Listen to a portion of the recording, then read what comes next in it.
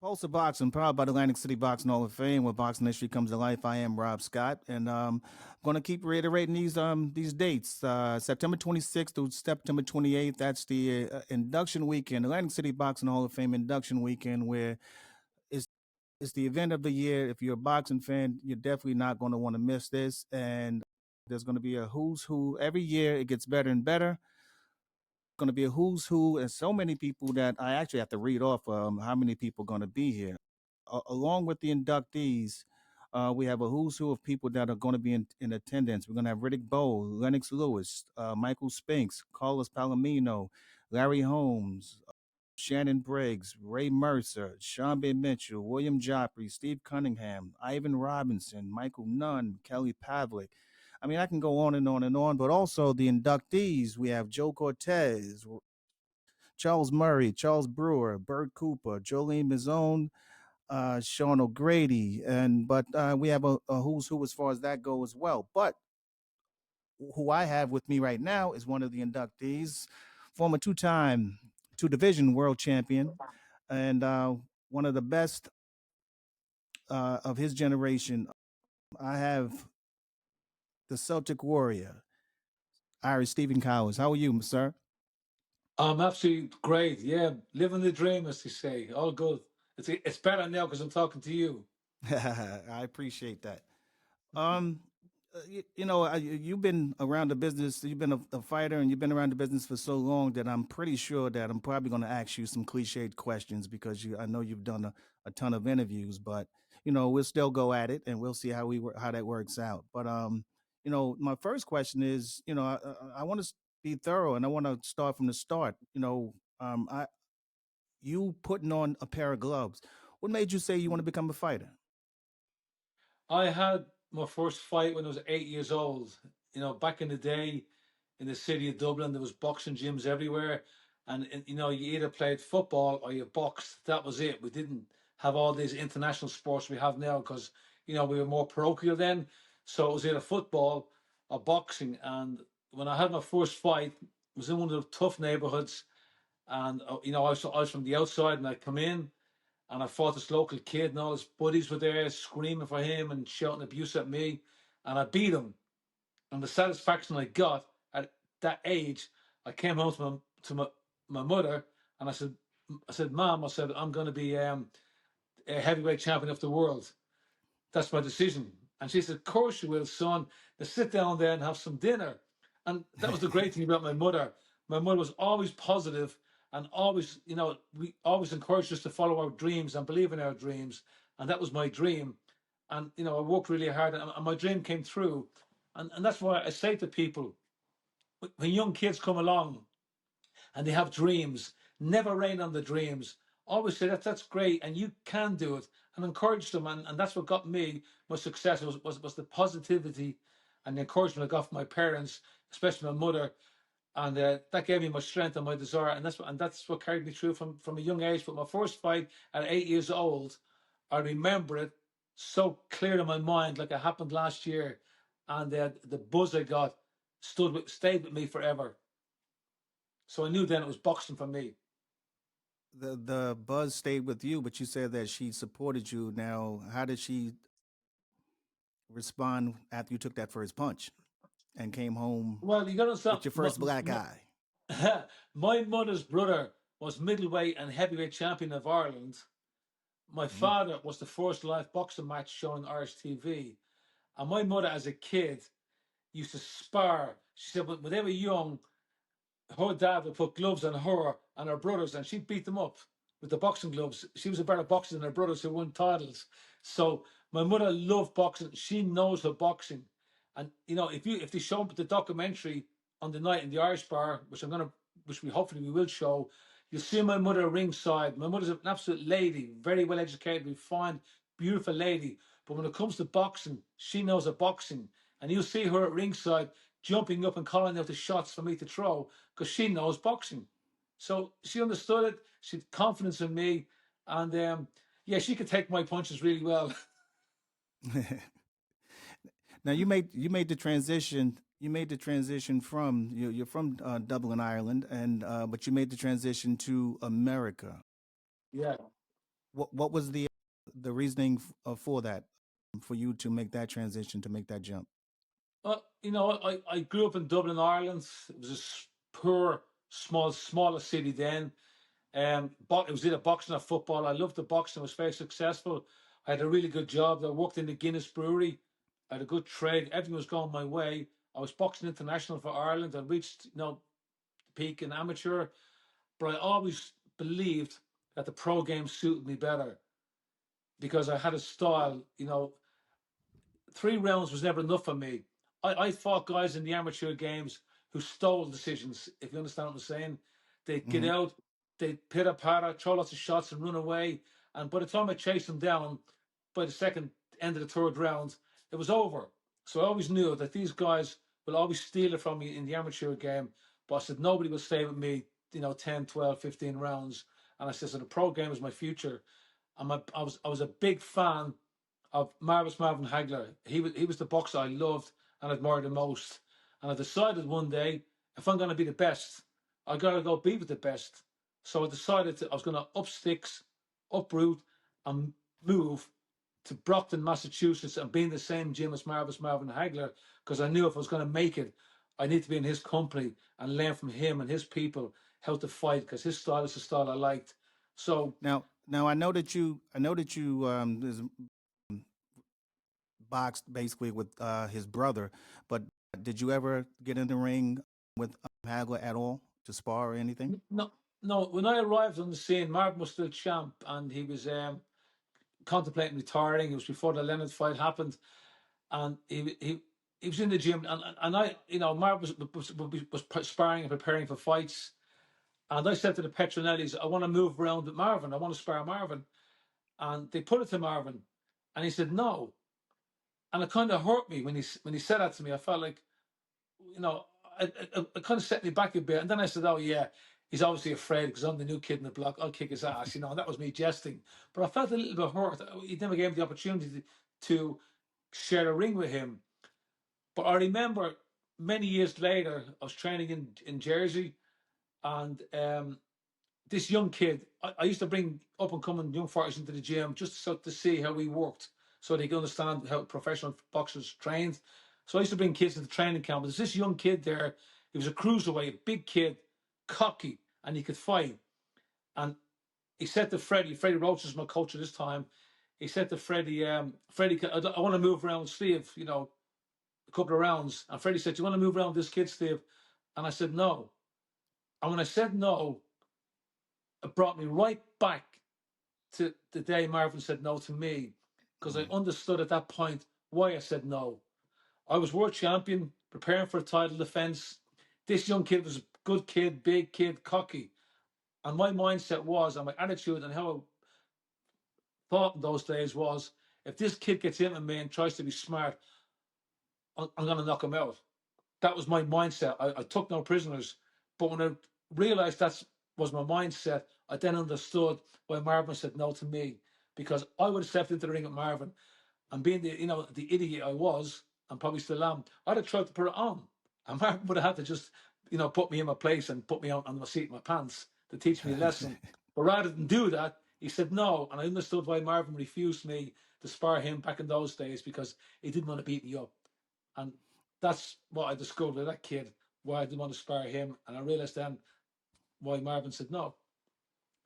Well, you coming to America, you faced certain adversities, or shall I say, a difference, because the fact of you have to get adapted to being over here full time and everything, and you finally had a few fights. You only fought 5 times in Atlantic City, but within those 5 times, there were some intricate fights. And one of the fights, I wanted to touch base with you on this, and that is, I know a lot of people, winning a world title. I can imagine that that's a great, how fulfilling that is, or what have you. But I would also think that winning your first titles would be something that's just as much. And you won the USBA middleweight title, beating local favorite Kevin Keller Watts. Yeah. You won that title. Take us back to the moment where they said Stevie Collins, the new USBA Middleweight champion. Uh, I'll even go back a little further. I was impatient. I wanted, I had I had a good job. I made a move. I went to the United States. I settled down. My eldest daughter was born there. I had really, I was an electrician, and I went back to school to get my qualifications in the USA. So I became a journeyman electrician in America. So I was qualified electrician in America, and I got into the union. I worked in the IBEW in Boston, which is the International Brotherhood of Electric Workers. Had a really good job. I was making good money. I didn't need to fight, but I wanted to fight. So everything was going really well for me. And I felt a part of it. I was my mindset as an American I was now in the US. I am a US citizen now, and this is it for me. This is my home. And I fought in the undercard of Kevin Killer Watts and the punch and postman Tony Thornton, and I fought a guy from Chicago, an eliminator, to fight for the USBA title, and I beat him. And then I sat and watched Tony Thornton and Kevin Killer Watts fight, and I thought to myself, these guys are really good. These are world class, and I want to test myself against these guys to see if I can beat these guys. I then know I have a future in this game, to fight for a world title. If I can't beat these guys, I have a good job. I can concentrate on my job, and I can make a good career and a good living out of that. So I don't want to waste my time. I really need to know, do I belong at that level? So I went back to the Brockton, and I spoke to Pat Petronelli and Goody Petronelli, and I pushed him, and I said to him, look, get me a shot at the USBA title, because if I can win that, I would prove to you all I am world class, and I can get to the top, but I need to get past this stepping stone to see if I do have it. Otherwise, I'll just concentrate on my career as an electrician. So Teddy Brenner was the matchmaker then, and he never made an easy fight for anybody. So he had no problem accepting my challenge to fight for the USBA title. And Tony Thornton had just lost to Kevin Killer Watts, a really close fight. So they matched me with Kevin Killer Watts in Atlantic City. And the first thing I noticed with Kevin Killer Watts was how tall he was. He was a really tall middleweight, and I had a great reputation. I had a really good I could take a good shot. People could, fought heavyweight, and I could mix with heavyweight, so I was never afraid of my ability to take a punch. And I worked so hard. My only issue was I had to struggle to make middleweight, and I worked to make middleweight for that fight, and I worked in a way, and I made it wrong. I starved myself, and I had a bad diet. I thought it was a good diet, but it was a bad diet at the time, and my body was weak. And when I was fighting Kevin Killer Watts, he hit me a body shot, and he dropped me. I felt like I'd just been bumped, suckered, and all the wind came out of my body, and I hit the deck, and I got up and I fought on, and I won the fight. And I realized then, I said, okay, I've come off the canvas. I've beat a world ranked fighter. I'm now the USBA middleweight champion of the world. And that to me meant more to me because I proved I belonged at world class level. And that win was the most satisfying win I ever had in my career. And I felt more satisfied winning that title than I did winning the world title. I know it sounds weird, but for me to become the middleweight champion of the United States, my new home, and prove I was a world-ranked fighter, meant more to me than anything else. Because in those days, around, we still had Marvin was contemplating the comeback. Sugar Ray Leonard, Tommy Hearns, they were still at the top of the game. Duran was still at the top of the game. All of a sudden, I'm in the mix with these guys. So my next fight then was, he said, okay, Tony Thornton lost a really close fight to Kevin Killer Watts. Now let's match you with Tony Thornton. Let's give him a shot at the title again. He deserves it. He's a Philadelphia fighter. And I said, yeah, absolutely. I only want to fight the best, and I want to prove I am the USBA champion. And if I beat Tony Thornton, that'll cement it. And I do. Tony Thornton, as we know, has passed away. What an absolute lovely guy. And Tony Thornton, like myself, we had jobs, we had families, and we trained in the evening time, and we boxed professional. It wasn't our full-time jobs. Tony Thornton was the punch and postman. He was a postman. I was an electrician. We we we were world-class fighters. We were world-class fighters. We had our jobs because the money in boxing wasn't around then. So we had our full-time jobs, and we came together and we fought for our titles, and we went back to work on the Monday. It was a different game then, and Tony Thornton to me was probably one of the hardest fights I ever had. He hit so hard, and he had a shaved head, which was like a big billiard ball. And when he hit you with that head, I mean, not intentionally, but he had the style. You get a left shot, right hand, and then bang, you get a headshot. So he was one tough guy, and what a lovely guy. But in the ring, he was so tough. So my win against Tony Thornton then was proof that I was in line. I did belong at the top of the division. And both these guys are Philadelphia fighters. And the rumors about Philadelphia fighters are absolutely true.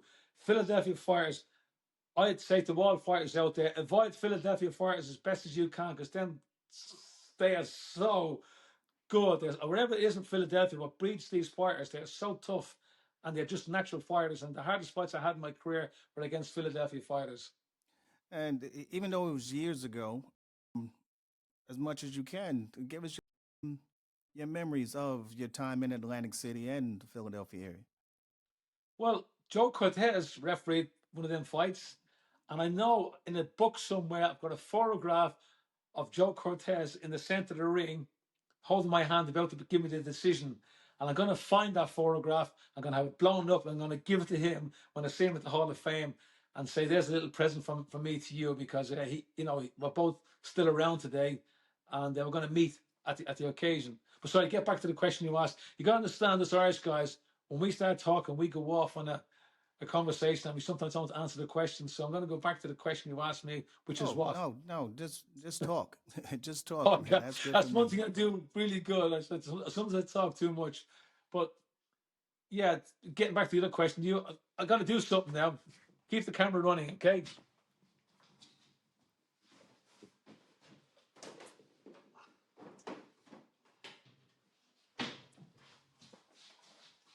This is it. The very proud moment. The USBA title belt that I won in Atlantic City. I have it up there on the top shelf. It's above all my other belts, because this to me is the greatest win of my life, is to become a USBA champion of the United States. Unbelievable, unbelievable. So I just thought And I'd show you that. There you go. no, it's a beautiful belt, and trust me, like I said, I work with the IBF, so trust me, I know their lineage, I know everything about them. It's a very, very, maybe I'm biased or whatever, but I look at them as being the number one boxing organization out there. But that, like I said, I could be a little bit biased. But Well, there's no harm in that. I want to say something, okay? Sorry. It's not the belt that makes the fighter. It's the fighter that makes the belt. And there's guys out there, world champions. It doesn't matter what belt they hold. We know who the real champions are. And the great thing is, it's good that we have other organizations, and we need to have more than one organization, because there's guys. The world's a much bigger place now, and sometimes if one organization controls the whole boxing world, it's hard for fighters to get a chance to fight for the world title, because the world is so big. So now we have different organizations. We can have different organization champions, and then we can bring them champions together and have unification bouts. So it all helps. So it's all positive. People criticize there's too many world title belts. I think it's a good thing, because it creates more competition. you know what? I guess we have like minds, because I that's something that I debate with a lot of people about, because in certain people's minds they want to abolish all the belts and things like that. But just like how you just said, if you just come down to one champion, it's going to leave a lot of people on the outside looking in, as opposed to if you had a few champions, then and then eventually they will come together. As far as who the champion is, it's never been in question. The only ones that do question that are the people who don't know anything about boxing. But if you know about boxing, you do know who the champion is. So if there's a third belt, you know their placement. Put it that way. And a lot of people, they balk at these championships. But again, like you said, if there wasn't multiple championships, there's a lot of people who wouldn't have been given opportunities. Absolutely. I mean, back in the day, United States, Britain, and certain countries in Europe were the world's boxing champions. The world is such a big place now. I mean, there was Russia Now Russia, since the wall was torn down, there's so many different countries have come out of that. So there's so many different champions, from different parts of the world. There's champions coming from, Paki Manuel, from far champions from all over the world, which weren't included in the world title 34 years ago. But now, because we got different versions of the world title, everybody can make claim to it. We say, great, you make a claim to it, you make a claim to it. Well, bring your belt and your belt into the ring, and let's unify it. And let's have a true world champion. And it creates more competition, it creates more fights, creates more coverage. It just improves the game. Now, full disclosure, I just said what I just said. Now, full disclosure, I will say this: there is a side of me that's not necessarily a fan of like these super champions and things like that. Because I think that you really you're stretching it now. And because the WBA can have a super champion and also a regular champion, and that regular champion is now they're saying he's a regular champion. What is a regular champ? Regular world champion and a Well, super champion. That kind of gets it kind of mixed up. I listen to call it an alphabet soup. It's do you know what makes things interesting? Argument. Without argument, we have no discussion. Without discussion, we don't know what's going on. So I agree with you, and your argument is a good argument. Argument creates debate. Debate creates publicity. It brings it at the end of the day, at different weights. There's fighters at different weights. Some people say he's the best at that weight. No, he's not. He's the best. Well, let's bring them together. But these guys are getting more exposure because they've got belts. There's more belts out there. At the end of the day, we know who the true heavyweight champion is. We know who the best middleweight champion is. And it's not about the belt. It's the fighter. And if other people think that someone else who has another version of the world title is better than him, well, great. Well, let's get her on and make a unification belt. And that's the argument that is created by having different organizations. But that argument creates interest, which creates debate, which creates arguments, which creates big fights. Now, as far as you go, before ultimately winning your world title, you had a couple of setbacks where you challenged for world titles with Mike McCallum, Mm-hmm. Reggie Johnson, Mm-hmm. and you came up on the short end of the stick as far as those fights go. But one thing Mm-hmm. you never gave up. You persevered. What I guess I'm speaking from the aspect of like upcoming fighters. What would you tell upcoming fighters about how you kept your head above water, even though after you lost those fights? Well, you just used a term there, which is actually not true. I have never, ever in my life, from the time I was 8 years old up to today, I've never lost a fight. I have lost decisions because I've gone into a ring with guys who I wasn't ready for, I wasn't prepared for, who stole decisions. But nobody has ever come down off their toes and went flat-footed and stood with me and beat me. That to me is losing the fight. I remember when I fought Mike McCallum. I was a last minute. I was a substitute. I was really a novice in the game, but I had great belief in myself, and I knew I had the ability to be a world champion.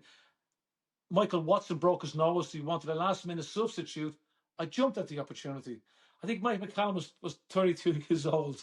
I said he's an old man because I thought when I was 25, 32 was old. Anyway, I said he's an old man. I beat him. Mike McCallum beat me on the night, but he didn't just beat me, he educated me. He was like a master. He took me to school. And I recall in the fight, he put together a combination at one stage. And I went, wow, what the hell did he do that? And I felt like saying, can you show me that combination and do that again? That was unbelievable. He was a master technician and he educated me in the ring. And I lost the decision, okay? But I loved it because I learned more in that loss than I did in my previous 10 wins. He was a master boxer. Now, Mike McCallum knew, and I knew halfway through the fight when I changed my style because I wasn't able to outbox him. I started to go flat-footed and make it a fight. And I knew I could beat him in a fight. And Mike McCallum said it. He says, I lost nearly the best part of the second half of that fight, Steve. He says, because I couldn't stand with you. He said, you were too strong, too determined, and too tough. He said, but I knew I was smarter and better educated than you. He said, so I outsmarted you. I old-manned you, he said. And he did. He educated me, and I learned so much from that loss. So I walked away saying, I fought the best middleweight. To me, He could have been the best middleweight. Marvin wouldn't fight him. Sugar Ray wouldn't fight him. Haynes wouldn't fight him. And I spoke to Sugar Ray Leonard about it. I said, how come, the body snatcher never got into the mix? And his question was, he answered to me, the question more or less said, he was too good, but didn't bring money to the table. So what he was saying was he was good enough to beat us all, but he did not bring the money to the table. So why risk it? And that's how good Mike McCallum was. Mike McCallum was that good of a fighter that these guys, the greatest middleweight era, all respected him and were cautious of him and stayed away from him. But it's unfortunate for Mike McCallum that he came from the Caribbean, the islands, and he hadn't got a big following. If Mike McCallum had been born in Boston, Los Angeles, or New York, he'd have had the support from the people to pay for him, to sell tickets, to build him up to be a big known name, and he could have been in that mix. But he unfortunately came from a small country that didn't have the support that he needed to get those big title fights. But he had the ability to beat them all, and that's Mike McCallum. But he was a lovely, lovely guy, and he, after the fight with him, I knew I fought a great fighter. I knew I fought Mike McCallum. I thought I could have won the fight. I thought it was a close fight. But he won it. He outsmarted me, but he didn't beat me. Do you understand? He didn't beat me because he didn't stand and trade at me. He outsmarted me. And I said, I've learned from him, nobody will ever outsmart me again like he did. Or he won't, unless I meet someone else who's got another style I'm not ready for. So it was a great learning process for me fighting McCallum. And because I came so close to fighting Mike and showed that I could have been a dangerous fighter, on the night I can perform that well. I never got a voluntary title fight again after Mike McCallum. All my title fights after that came through either political pressure or as a stand-in substitute. My 2 world titles I got, I was basically a stand-in fighter, step in for someone else who pulled out. I was injured because people avoided me after that. I was the guy that people didn't really want because on the night I could win, but I wasn't a big name yet. Kind of worked against me, but also worked for me because I learned a lot about boxing with Mike McCallum. I learned more how to be a better fighter. Well, you used it's obviously you used that as a learning experience. You ultimately did go on to win that world title. Just like I just asked about you winning the USBA title, take us back to the night that they raised your hand and said and new WBO world champion, Mike Stevie Collins. Yeah, I remember I went back to London for a period after Brockton, and I trained in a gym in London, and I sparred with a guy. I'm trying to name the guys for. Oh, anyway, getting back, that title fight happened against Chris Pyatt. Chris Pyatt was a light middleweight. He was a junior middleweight. He wasn't a middleweight, and I was a super middleweight who had to boil down to middleweight. And we were both in the same camp. We were both managed by Barry Hearn and Matchroom. And Chris Pyatt left Matchroom and joined another promotion. And Barry Hearn, who was my manager and his manager, said, Steve, he said, I've been keeping you away from him. That's why I'm your manager, because he's a big ticket seller in Britain. But now he's left our camp. I'm now going to let this fight happen. So I was number 1 contender, and he was protected from me. But as soon as he left the promoter, that fight was made. They allowed it to happen. And I knew I was going to win the fight because I knew I was fighting a very good fighter. But I knew he was a junior middleweight, fighting a middleweight. And there was no way was he big enough or strong enough to beat me. So I was very confident going in, and I knew what was going to happen. I knew eventually when I catch him, he's going to go because I'm just a bigger, stronger guy. But when they raised my hand on the night, and said the new middleweight champion of the world, it was such an emotional time for me because I dedicated it to my dad, and then I felt like I felt it like an out of body experience. Yeah, very emotional. I met my dad. Wow. Yeah, it's very emotional because I dedicated to him, and I felt that when I won.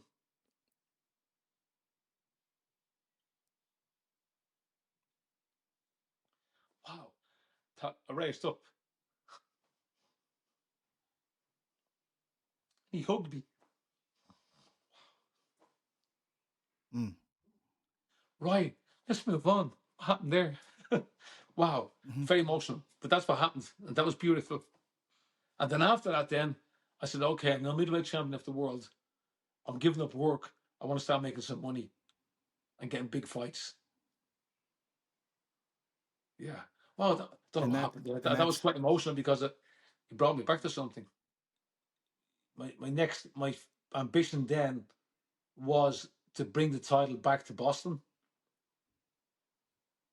and I pushed for my promoter to make the fight in Boston, and I was uh, built to fight a guy called Lonnie Beasley, and we went to Boston, and I also spoke because I'd moved back to the United Kingdom. I was living in Britain then, and I spoke to a British coach at the time. I said, look, I want Goody Petronelli in my corner with you for this fight because Goody had a big influence on me. It was a big part of my career starting off, and Petronelli's in Brockton, means a lot to me. So my coach had no problem. He said he was going to share the corner. So Goody Petronelli was going to be in my corner, for my title defense in Boston. And that was really something I was looking forward to. And plus, Goody deserved to be in my corner because Goody was part of the reason I became a world champion because the education I got from him from the early days. So it was all going really well. But what was happening, and had been happening quite a bit, was I seemed to be always ill, unwell, and I got to the stage that I just could not make the weight anymore because my muscle mass and my natural build. I mean, I fought heavyweight as an amateur. I fought international at light heavyweight, and even at middleweight, amateur was bigger than middleweight as a professional. And now I was a man in my early 30s, and I just could not make the weight anymore. And I got really ill, and the day before the fight, the doctor checked me out, and he spoke to the promoters at the time who were Al Valenti in Boston was the promoter, and he said, I'm pulling Collins out of the fight. He said, I can't let this fight go ahead. He said, this man is ill. And he said, if he doesn't, you know, I can't let this fight happen if he's not well. His body is just too weak to fight and he'll get hurt. So the doctor wouldn't, pull me out of the fight the day before. And I was really depressed because I thought this is my chance to make a defense, make some money, back to Boston, Goody in my corner. It was all like another dream come true. And I kind of thought my career was over. Then I said, okay, I won a world title. I've got a good job, got family, everybody's healthy. Maybe it's time to retire now because I just can't make anymore. I'm not making the money. I can't make the weight and it's affecting my health. And at this time, the big name in boxing was a guy called Chris Eubank, aka Simply the Best. And he was the big money earner. He had, he was on the road. He was fighting every 2 months. He had a multi-million-pound TV deal. He was the big name. And I wanted to fight him, but he wasn't going to let me fight him because he knew me being me on the night I could perform and beat him. So I felt there was nowhere to go. And then about a couple of weeks later, a guy called Raymond Close failed a medical brain scan, and he was supposed to fight Chris Eubank. So Chris Eubank's manager, who was my manager at the time, came to me and said, "Look, Steve," he said, "you're middleweight champ." He said, "We need a stand-in to take Raymond Close's place to fight Chris Eubank for the super middleweight title. And don't worry if you don't win, you're still the middleweight champ." I mean, he said that to me. I thought to myself, this guy doesn't know me.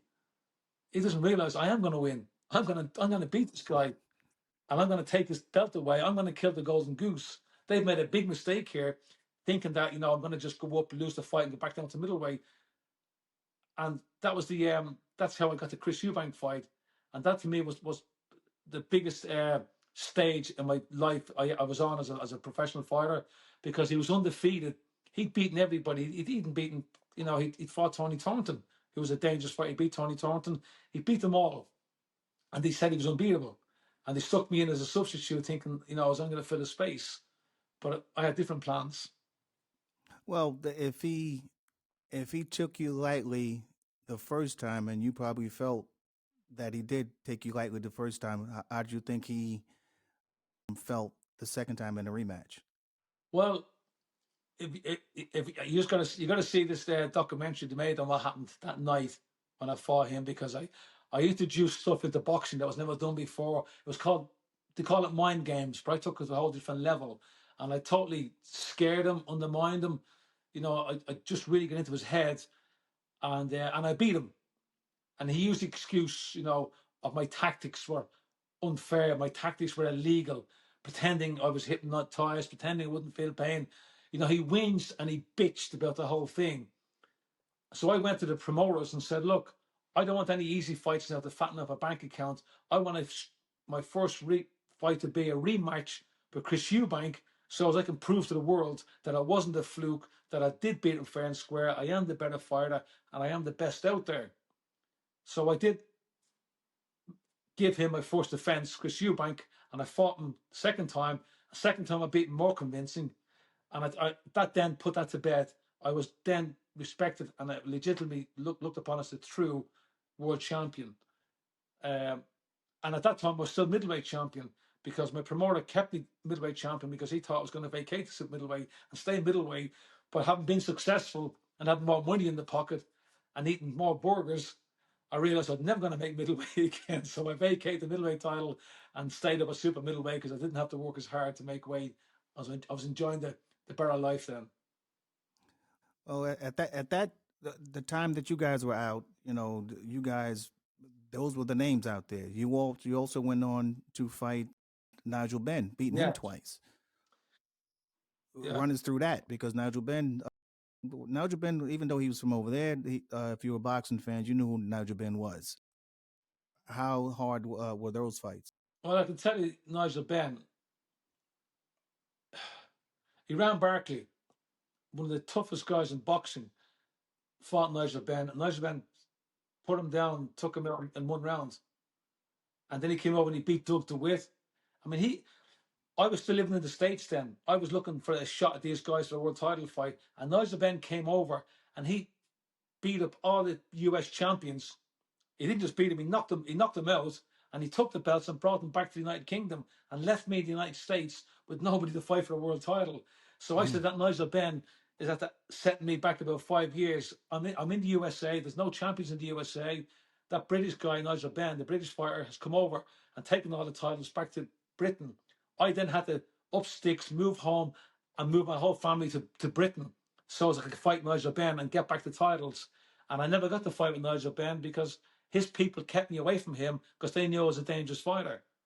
But then when I became world champion, I said, okay, now I'm world champion. I'm going to give him the chance he never gave me. I'm going to let him fight for my world title. And it was a scary fight for me more than anybody else. Because of my style, you wouldn't have to look for me and you're going to hit me. I'm going to get hit because I just, when the bell rings, I come to you. You don't have to look for me. I'll be there and we will trade. And my biggest fear was what's going to happen when Nigel Benn hits me. I mean, look what he done to Doug DeWitt. Look what he done to Ron Barkley. He's got power. He's dangerous, and he's going to hit me.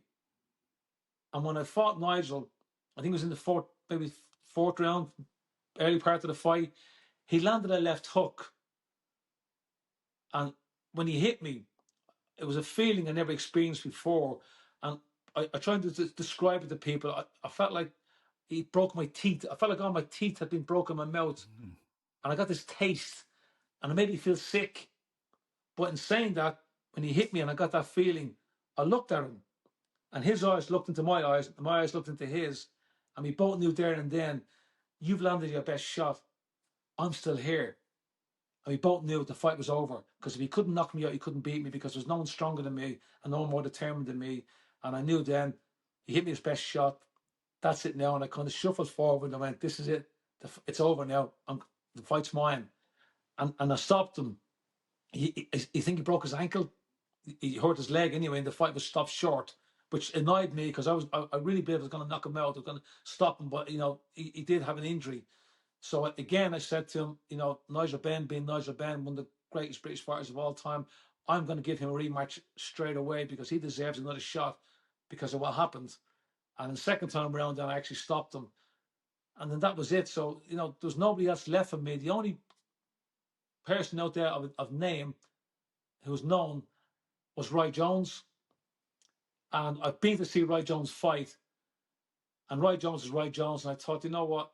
If the only challenge out there for me now is Roy, and I need that fight because nothing else is there for me, and I've no reason to keep going. I've had some good paydays. I'm financially secure. I'm in my 30s now. My kids are grown up. I don't need this game anymore. Why am I still in the game? Because I want one more shot at the big time, and that one last big fight for me was Roy Jones, and there's nobody else out there other than Roy. So I had a couple of more defenses, and when the Roy Jones was confirmed that fight, it wasn't going to happen. I was never going to fight Roy Jones. I then realized I've no more desire now. I've achieved all my goals, and my dream as a kid has come true. So I said, you know what? Whilst I still got my faculties, while I'm still healthy, let's retire. I'm in my 30s now, and I've had a great career, and I've achieved great things. And then I retired and lived my dream. Within the time frame of you retiring, did the juices ever start flowing again? In the sense of, I know you had that hunger to fight Roy Jones, but was Yeah, there anybody else out there that made you say, "Listen, I'd fight him if he was willing to fight me"? nah. There's nobody. It was a new generation. A lot of good young fighters coming up, exciting guys. You know, they had 5 years ahead of them. My career was over. I maybe one or two fights left. And for them fights, they had to be something that appealed to me. Had to be to fight somebody from my era who was great. All these new up and coming kids, doesn't matter how great they were, they meant nothing to me. They're a different generation. My time was these are the new kids on the block. My era was over, and I wasn't going to make the mistake as an old champion and start fighting young contenders because there was no money fighting young contenders, and the fear and desire wasn't there for me to get the best out of me fighting young guys. The only person that would have got my juices going and made me dig down deep and scare me enough, make me want to win enough, was Roy Jones, because everyone kept saying how great he was. And I kept saying, well, if he's that great, why won't he fight me? Now, Roy Jones was a great fighter. And Roy Jones and I, we talk, we're friends. And maybe it's a good thing I didn't fight Roy. Maybe Roy would have beat me so bad. You know what I mean? But we'll never know. We'll never know. But that's boxing. People always say, oh, he would have done this. And then people say, no, Collins would have won because of that reason. Roy would have won for that reason. I tell people, how would you fight Roy Jones? I said, I would have made the ring very small and I would have trapped him and made him fight my fight. And people say, yeah, but, so it's an argument that goes on. We're never going to know.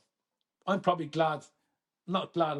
I'm probably lucky it didn't happen, or I'm not. It doesn't matter. But what I will say is, when I retired, that's when my dream came true. And my dream, going back to my childhood at 8 years old, was I loved horses. I worked with horses. My dream as a kid was to own my own farm and have my own horse. And when I retired, I bought my farm and I bought my horse, and I've been living the dream ever since because that was my dream. And now I'm living my dream. So I always say, never give up on your dreams because mine came true.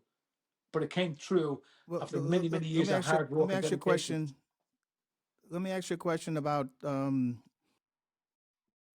the thick of your career. Now, I know, obviously, for lack of better ways, obviously you ain't no punk. So you wanted you wanted that confrontation. But has there ever been any things that made you just pause for a second? And when I say that, I'm saying, in particular, we just mentioned Nigel Benn. Nigel Benn's fight with Gerald McClellan, Yeah, is the tragedy, as tragic as it was. Did that, seeing things like that, seeing fights like that, did that ever cause apprehension within you or for anybody that you work with? of course it does. It does. Every fighter getting into the ring knows the risk. Thank God nowadays we have examinations, and if there's a weakness there, we usually find them out prior and prevent people from getting into the ring. But then it still happens. It still happens, and it's gonna happen, and it's unfortunate it happens. I was prepared for that. I prepared myself for that, and I accepted that. And even in my life today, I still take risks and do things I don't need to do to achieve. And I know the risks involved, and I accept the risks, and I'm ready to take them, and I'm prepared for them. Family might not agree with it, but I knew the risks, and all I could do was prepare myself and do my best to prevent them and avoid them. And that's all I can say. What happened to Jerry McClellan, what happened to Michael Watson was really could have been prevented. We don't know. We're all very clever in hindsight. You know, we've got tests now, we've got medical examinations prior to fights we didn't have then. We've got all these different reasons. What happened to them was tragic and unfair, absolutely unfair and tragic. Um, you know, but I was aware of those risks. Well, yeah, you mentioned boxing, past and present, as far as like the new age. Yeah, we do have a new age out there right now. But from your vantage point, and this is from not only from a fighter standpoint, but business. What you see is from all angles. What's the difference? Boxing, past and present. What's your take on boxing, past versus present? Fighters nowadays are physically better prepared than you were in our era. They're much better educated with diet and training. They're fitter. They're absolutely fitter. And fighters nowadays are more, I think they're better fighters nowadays. I think back in our day, we kind of were a bit more flat footed and traded and slugged it out, which can be more entertaining. But fighters nowadays, they take care of themselves better. And financially, fighters nowadays are better off because the young fighters now have advisors outside of the boxing people. They've got people advising them on their finances, on their health, on their careers. So they don't question things. The more savvy when it comes to their money and their purses and paydays. Back in the day, I remember being in Brockton one time on a Monday, skipping in the gym, and Goody come to me and saying, "Hey Steve, Friday night there's a show in Portland, Maine. Yeah, we got you a fight on the show." And I was absolutely delighted. It's 5 days prior, 4 or 5 days before the fight. I'm told I'm fighting up in Maine, Portland, Maine, and I was actually thrilled because I knew that was a payday for me, and that's a couple of months' rent on my apartment paid for. And I was delighted to get the fight. And I went up and I fought this kid who absolutely came from New York. He was an absolute one of the toughest fights I ever had. It was sort of a title fight. Don't know where he is now. Can't even remember it. But and it was a war, and I took that fight at short notice. So nowadays that doesn't happen anymore. Boxers are more prepared and they take less risk. And I think boxers are more skillful today than they were back in our day. I probably find it harder to win a world title now than I would have back in my era because I look at the fighters now and they move better, they're fitter, they're stronger, they've got better diet, better preparation, the styles are more out there. I, yeah, I think boxing's improving. There's definitely your positive fighters, present fighters, and there's also your negative ones. But that's also the way it is in the past as well. So Yeah, you used the term there. I totally understand. You said negative, and I agree with that. To me, negative is somebody who doesn't want to get involved, wants to steal a fight. Whereas back in our day, we kind of traded a bit more. Nowadays, kids are smart. They want to get in, land the shots, and get out, which is similar to amateur, but it is a negative style, and it's not great for the public. It's better for them because they don't take as many shots. But for us, it's not entertaining because we come to see a fight, and that's when I think back. People use this saying, "Oh, Steve, back in your day, it was so much better. Your fights were so much better." And I said, "Yeah, our fights are so much better because we walked out the center of the ring and we just slugged it out." Nowadays, guys, they move more, they get hit less. That's probably why it's not as entertaining to the raw fight fans. I will say this as far as that go. I mean, we can think back to take Floyd Mayweather, and everyone's saying his style is he's a runner and this and that, and to a certain degree, I guess to the naked eye, you probably would say that, but at the same time, like one fight that he had, like with Pacquiao, I always felt that he got somewhat of a bad thought pattern as far as about his performance because my thing was this: I think that Floyd did exactly what Floyd does every fight out, and I just think that it was quite honestly it was Manny and Freddie Roach's job to come up with a game plan for that style. Mm, You know, yeah. so if they didn't if they didn't come up with a style to be able to cut off the ring and things along those lines or what have you, who is actually to blame? Everybody can be beat. If you look at them and you study them, you find a weakness or what they don't do so good, and you expose that and you avoid their strengths. Floyd Mayweather, you gotta love him or hate him. He annoyed me. He used to make me angry sometimes because he was a great fighter, very skillful. But it was just when he used to melt off, I used to go, oh, I hated that side of it because I always tried to portray boxers as gentlemen, you know, not smart Yeah. mouths. He can be witty and he can say things. But I loved it. He was a very talented fighter, but sometimes he would just say things and I just go, no, that's not, you're not representing us fighters. That's Floyd Mayweather, right? Say Mayweather, that's not us. So sometimes his skill was unquestionable. It was just his BS. I want to slap him sometimes for doing that, you know. But if I would, I'd have slapped him. He'd be behind me before I got the hand out because he was so bloody clever and good. Probably would have hit me a dozen shots in the side of the face before I turned around. You know, he was a super athlete. But he used to wind me up sometimes when he said things. But he's probably laughing. He's an entertainer. I don't know him personally. He's probably a great guy. But sometimes he's just getting on the skin. You know, and then he wanted to see him get beat. He wanted Manny Pacquiao to put manners on him, and he didn't. And he just sit back and go, you know, he does wind me up. Boy, he can fight. He can fight, and you just can't take that away from him. Is Floyd going to What? see this? Is he? Because if he does, he'd probably give me a beating when he sees me. Floyd, I love Oh, you, great nah, nah. fighter. I don't know. I wasn't planning on sending it to him, but I just have to if he throw a sees net it, over him and run away. hey, maybe he'll come out to Atlantic City and Oh, I hope not now. that weekend. But I should have asked this question a little earlier when we were talking about your opponents. I remember because I spoke to Julian Jackson not too long ago, and I asked him the same question. Like, in your career, what opponent do you think was the full package? You face people with hard punches, you face Yeah. people with good chins, you face fast fighters, this and that. Who was the most full packaged opponent that you faced? I'm ready to answer that question. Two words into the question, and it's without hesitation. To me, the complete fighter that I've ever shared a ring with, and definitely probably a complete fighter all around, was Mike McCallum. Mike McCallum, I've never experienced being knocked out. I never had been knocked out. Been hit with good shots, but the person who came the closest to taking me out, you know, into unconscious world was Mike McCallum.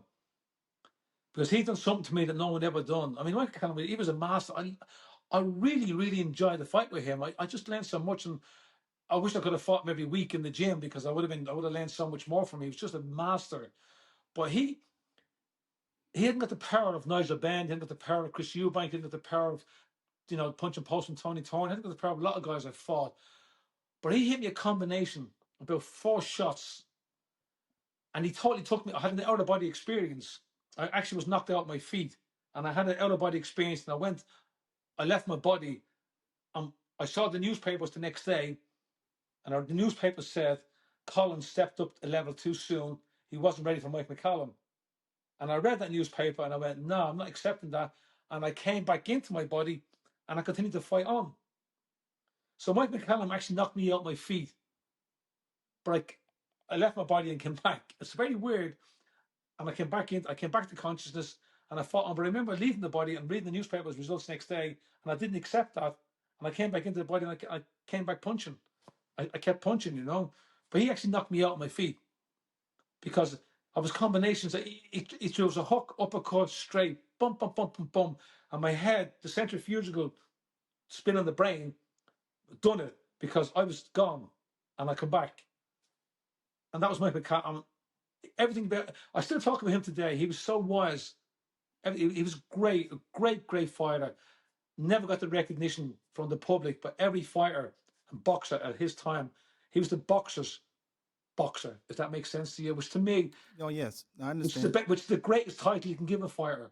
If someone says to you, "You're the fighter's favorite fighter," that's better than all the publicity in the world from the public.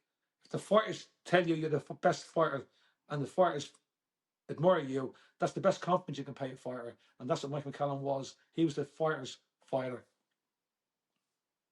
Well, from a tenacity standpoint, from a just sheer will and just determination, you're definitely one of mine and one of so many people, so many different people favorite fighter or one of their favorite fighters, and definitely look forward to you coming through Atlantic City, walking across that stage, accepting your award because it's much deserved, and definitely appreciate it. So again, if anybody if you September 26th or the 28th, that's the Atlantic City Boxing Hall of Fame induction weekend, and Mr. Collins right here, he's definitely going to be walking across that stage award, and the weekend is just going to be a wonderful thing. It's not only it's a fight fans weekend, and and in particular, on the induction week, the induction itself is going to be on Saturday, but on Sunday we have what we call the fight fan experience, and it's an event in which not only fans get to meet their favorite fighters from past and present and future as well, but they also allow fighters to become fans, and it's amazing. It's an amazing experience when you see it. How you get fighters that are so intrigued by other fighters. And I think that when you come in a few weeks, I know that a lot of people are going to want to be around Stevie Collins because I can't wait to see you, shake your hand, and like I said, definitely see you walk across that stage. Anybody who for any questions or anything, definitely log into acbhof.com for all your ticket information and all your lodging information. Hard Rock Casino Hotel, Atlantic City Boxing Hall of Fame. Thank you for sitting down and talking to us. And again, look forward to seeing you when you come out. I'm looking forward to going out. I've got family coming up from Florida.